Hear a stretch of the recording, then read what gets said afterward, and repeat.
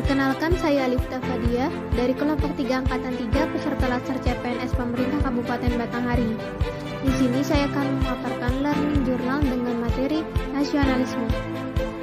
Nasionalisme adalah sikap politik dari masyarakat suatu bangsa yang mempunyai kesamaan kebudayaan dan wilayah serta kesamaan cita-cita dan tujuan.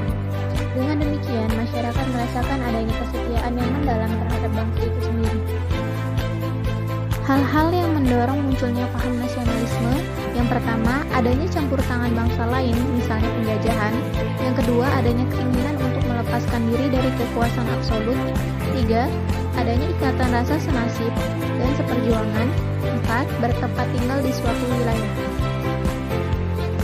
Prinsip-prinsip nasionalisme, yang pertama, hasrat untuk mencapai kesatuan.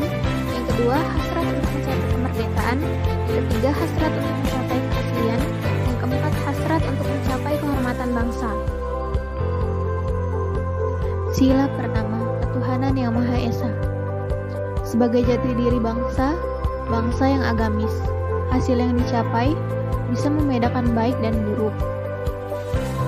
Penerapan dalam kehidupan sehari-hari. Yang pertama, tidak melakukan pemaksaan dan menghormati kebebasan beragama. Yang kedua, tidak merendahkan atau mencemooh pemeluk agama lain. Yang ketiga, mengimani Tuhan yang Maha Esa serta mentaati perintah dan menjauhi larangannya. Sila kedua, kemanusiaan yang adil dan beradab. Sebagai jati diri, bangsa yang menghormati hak asasi manusia. Hasil yang dicapai berlaku adil. Contoh dalam kehidupan sehari-hari, yang pertama, menjenguk teman yang sedang sakit. Yang kedua, tidak berbuat kasar kepada orang lain. Yang ketiga, tidak rasis terhadap rekan kerja sehingga dapat bekerja sama dengan baik. Sila ketiga, persatuan Indonesia.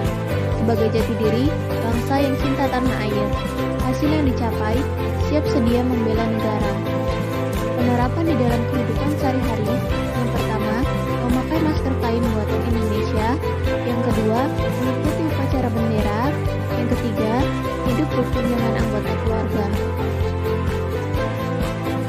Sila keempat, kerakyatan yang dipimpin oleh hikmat kebijaksanaan dalam permusyawaratan perwakilan.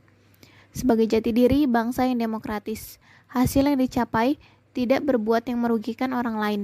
Contoh penerapan di dalam kehidupan sehari-hari, yang pertama, menghargai pendapat orang lain ketika rapat. Yang kedua, tidak memaksakan kehendak terhadap orang lain. Yang ketiga, berlapang dada dalam menerima hasil musyawarah. Sila kelima, keadilan sosial bagi seluruh rakyat Indonesia. Sebagai jati diri, bangsa yang menjunjung tinggi kebersamaan. Hasil yang dicapai tidak mementingkan diri sendiri, kelompok, ataupun golongan. Contoh penerapan di dalam kehidupan sehari-hari, yang pertama, gotong royong. Yang kedua, suka menabung. Yang ketiga, menghargai hasil karya orang lain.